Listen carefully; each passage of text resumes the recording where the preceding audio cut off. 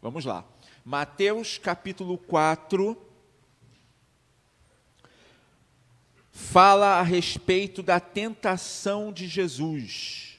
E o que acontece aqui? O contexto é Jesus sendo batizado, ok? É importante, para alguns detalhes da tentação, é importante lembrar do batismo de Jesus. A Bíblia diz que Jesus entrou na água, foi batizado por João Batista. E aí a Bíblia diz que Jesus sai da água, mas vem do céu o Espírito Santo como pomba. E também uma voz do céu que dizia: este é o meu filho amado, em quem me comprazo. Então, Jesus ouviu a voz que dizia para ele: esse é o Messias. Quando Deus diz: este é o meu filho amado, ele está dizendo que esse aí é o Filho de Deus, ele é o Messias. Ele é o Deus que se tornou homem. Ok? Isso é importante para alguns detalhes que nós vamos ver depois. Mas, este é o meu filho amado, em quem me comprazo. E Jesus ouviu isso. E Jesus sabia, tinha certeza absoluta que ele era o Messias. Olha o que aconteceu aqui. Jesus, depois do batismo, ele é impelido pelo Espírito Santo para o deserto, para jejuar e para se preparar para a sua obra na terra. Tá?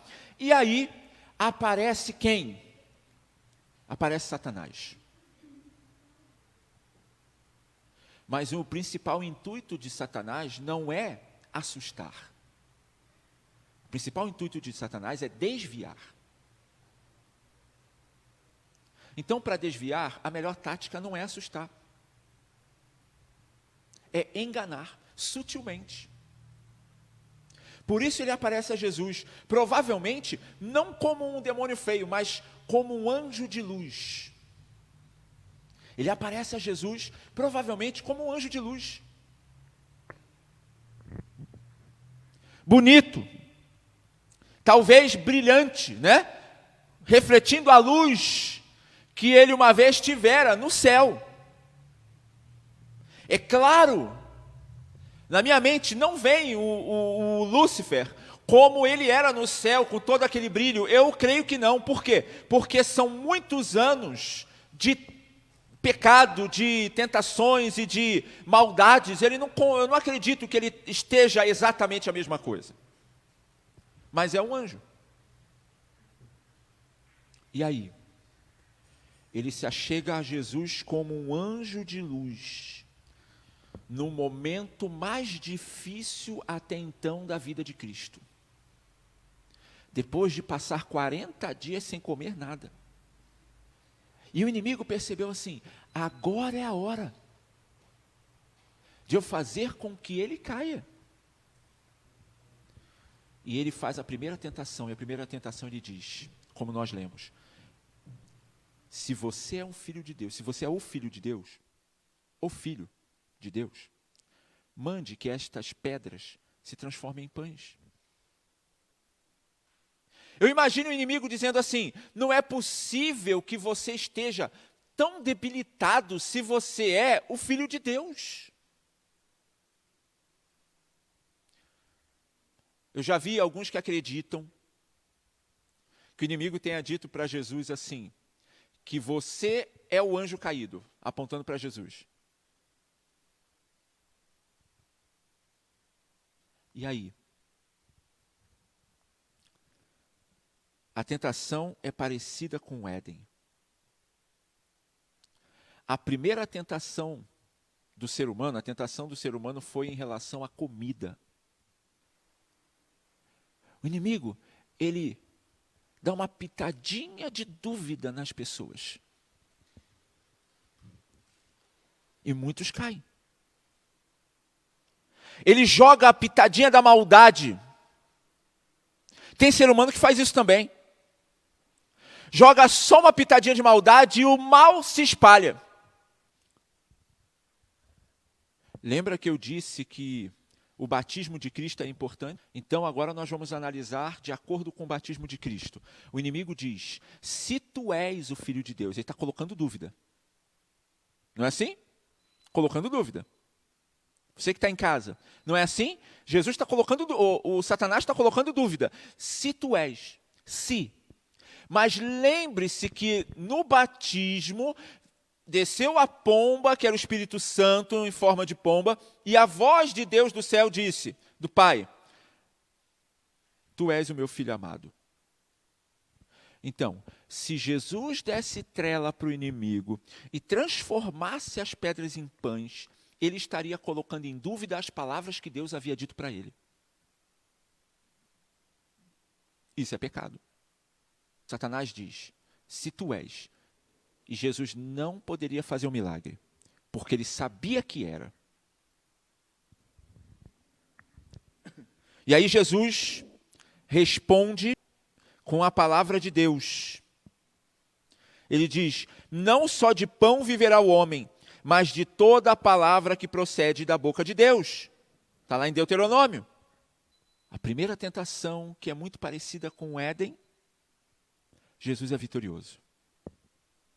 Aí, a Bíblia diz que então o diabo o levou à cidade santa e o colocou sobre o pináculo do templo. Ele disse, se és filho de Deus, atira-te abaixo, porque está escrito. Agora o próprio inimigo cita a Bíblia. Ele tenha dito, pula, se é que Deus protege você. Se você é filho de Deus, Deus vai proteger você.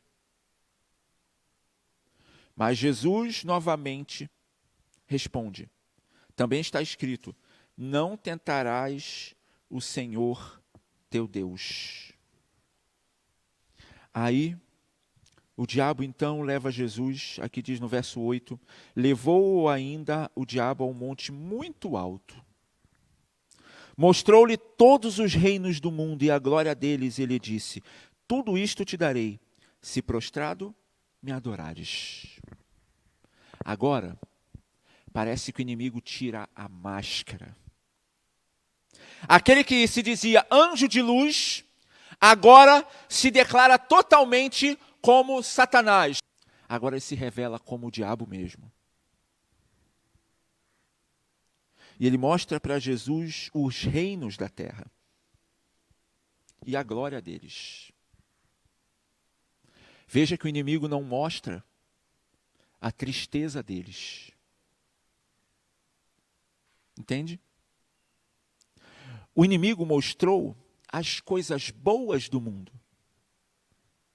as glórias, as riquezas, mas ele não mostra as dores.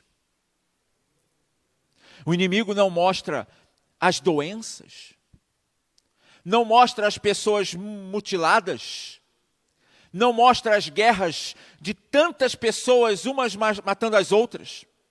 O inimigo não mostra pessoas morrendo de fome. O inimigo não mostra crianças pequenininhas morrendo de fome em alguns lugares. O inimigo não mostra pessoas passando mal. Não mostra pessoas com câncer. O inimigo não mostra pessoas doentes, com grandes doenças, morrendo tristes.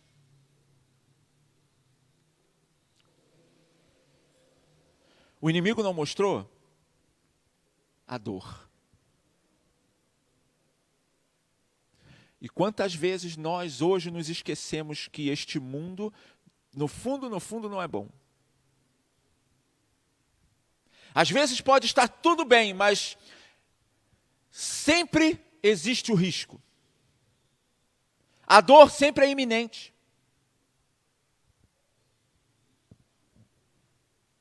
Como nós nos esquecemos das dores? E assim acontece na tentação de Jesus. O inimigo mostra para Jesus somente as coisas boas. Não mostra uma mãe chorando porque seu filho morreu. Talvez eu esteja falando para pessoas que já tenham passado por isso. Para mães que já tenham passado por isso. O inimigo não mostra isso. Não mostra. Talvez eu esteja falando para um pai que o filho esteja sofrendo. Ou para o pai que esteja exatamente sofrendo. Talvez você esteja doente. Talvez você esteja com câncer. Talvez eu esteja falando para alguém aqui que está com câncer, ou com alguma outra doença, ou até coronavírus. O inimigo não mostra nada disso para Jesus. Muitos olham esse relato e dizem simplesmente, viu, o inimigo ofereceu riquezas para Jesus. E eu digo para você que isso é muito pouco para oferecer para Jesus. Não era esse intuito de Satanás. A tentação seria muito pequena para que Jesus pudesse ser tentado com riquezas. Não eram as riquezas propriamente dita que o inimigo queria oferecer a Jesus, não tinha nada a ver simplesmente com riqueza, irmão. Você que está ouvindo de casa, o inimigo não estava preocupado com as riquezas, não era a riqueza que ele estava oferecendo para Jesus. O inimigo estava oferecendo algo muito maior, sabe o quê? Qual era a missão de Jesus? A missão de Jesus era morrer ou ser vitorioso, não cometer pecado algum, morrer pelo ser humano, ressuscitar e assim recuperar de volta o mundo para ele, que o inimigo estava usando, ou que o inimigo estava usurpando. Sabe o que é usurpar? É usar aquilo que não é dele. Mas a missão de Jesus era morrer para resgatar de volta. Esse era o resgate. Então, o que o diabo ofereceu a Jesus? O diabo ofereceu assim a Jesus: se você se ajoelhar pelo menos um minutinho diante da minha presença, você não vai precisar morrer. Eu te devolvo o mundo, você resgata o mundo sem precisar sofrer. É vantagem. O inimigo pode ter dito para ele, é um bom negócio. Porque você não vai precisar morrer. Não vai precisar passar por tudo isso. Você já pode parar aqui, eu te devolvo. Nem morra, nem perca seu tempo, nem gaste tempo. O inimigo tentou Jesus assim: nem gaste seu tempo, nem sofra. Para que vai deixar pessoas cuspirem em você, baterem em você, humilharem? Vão te humilhar, vão colocar o Senhor numa cruz. Então faça o seguinte: um minutinho, se ajoelhe diante de mim e eu te devolvo o mundo.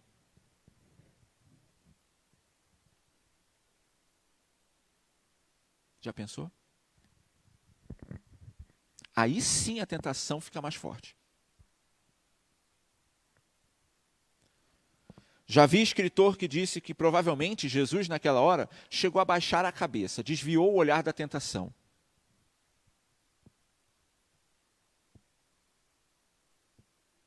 Desviou o olhar. Eu creio nisso. Porque era tentador ter tudo de volta sem precisar sofrer. Muito tentador. O inimigo deve ter dito: Jesus, aproveite a oferta. O mundo de volta sem sofrimento.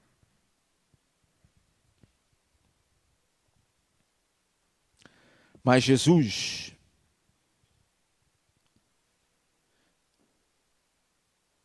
responde: retira-te, Satanás, porque está escrito: ao Senhor teu Deus adorarás, e só a ele darás culto.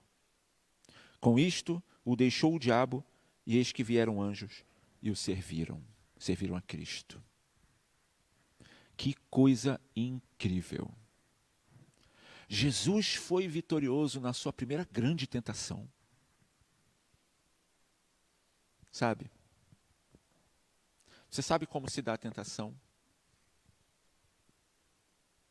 Você sabe como acontece a tentação com você? Agora eu quero falar com você. Entende? A tentação em relação a você. Anjos, ou uma pessoa está em casa, sozinha. E naquele momento, em dúvida: cometo erro ou não cometo? comete o erro, escolhe o erro ou escolhe o correto? Escolhe a verdade de Deus ou escolhe a mentira do diabo? E aí acontece que anjos maus estão de um lado. Sabe para quê? Para fazer você escolher o que é errado. Anjos maus estão ali lutando pela sua decisão, para que você decida o que é errado. Talvez eu esteja falando para pessoas aqui que estão sendo tentadas a fazer algo de errado.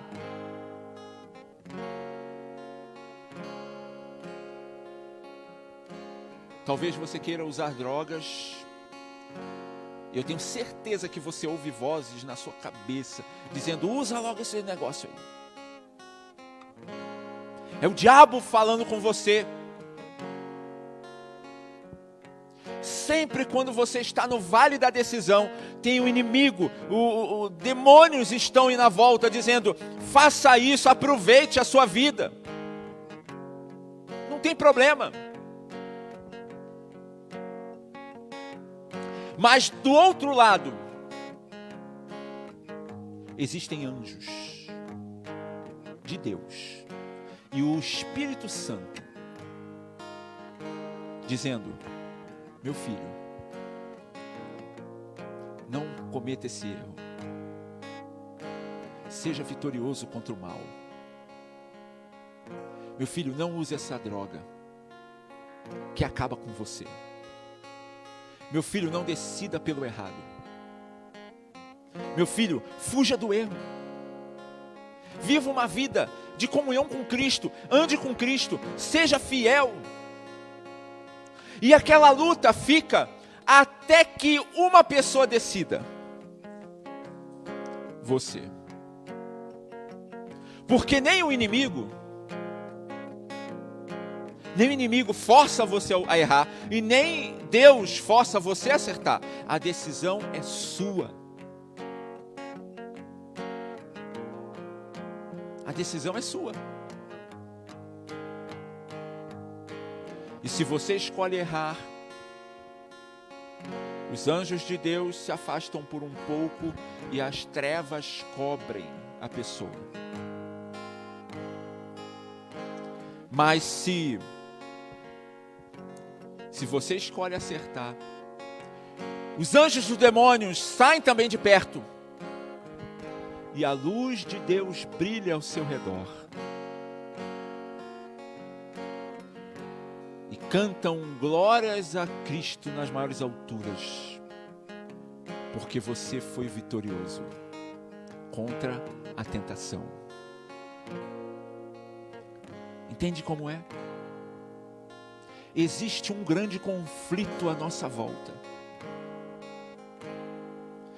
O inimigo quer derrotar você. Primeiro ele tentou com Jesus, porque se ele derrotasse a Jesus, ele poderia pegar grandes férias, porque ele não precisaria mais tentar ninguém. Se Jesus fosse derrotado, Satanás não precisaria mais tentar ninguém, todos estariam perdidos para sempre. Mas como Jesus foi vitorioso, então ele tem que tentar um por um, ele tenta você, tenta a mim, tenta a todos aqui e todos em casa. Mas se você for vitorioso, Deus vai fazer morada na sua casa, na sua vida, no seu coração. Ó, meu amigo, minha amiga, eu quero fazer um apelo para você nesta noite. Eu quero dizer para você que você pode ser vitorioso. Entende? Você pode ser vitorioso. Você que está aqui na igreja, você pode e vai ser vitorioso em nome de Jesus. É Jesus que dá força. Para você que está em casa, Jesus quer que você seja vitorioso. Você, meu jovem, você pode ser vitorioso. Basta se apegar em Jesus. Escolher o que Jesus quer que você escolha. Você pode acertar. Jesus chama você para a vitória. E você vai ser vitorioso em nome de Jesus. Repito o apelo. Repito o apelo para você. Você precisa ser vitorioso em nome de Jesus. E sabe como você vai ser vitorioso? Você vai ser vitorioso quando o Senhor Jesus for tudo para você. Entende? Quando Jesus for tudo na sua vida, quando Jesus for a pessoa mais importante da sua vida, quando Jesus for tudo, quando Jesus for aquilo que há de mais precioso na sua vida, aí você é vitorioso, porque nada vai ser tão bom quanto Ele. Então, tudo por Ele. E fiel a Ele, fiel à tentação, você vai ser vitorioso, em nome de Jesus. Amém.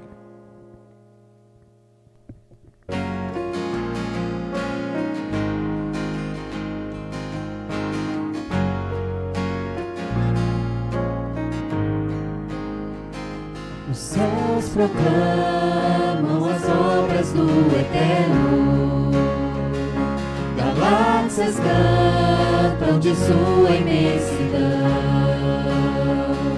e uma voz com sons de glória ecoa em toda a criação.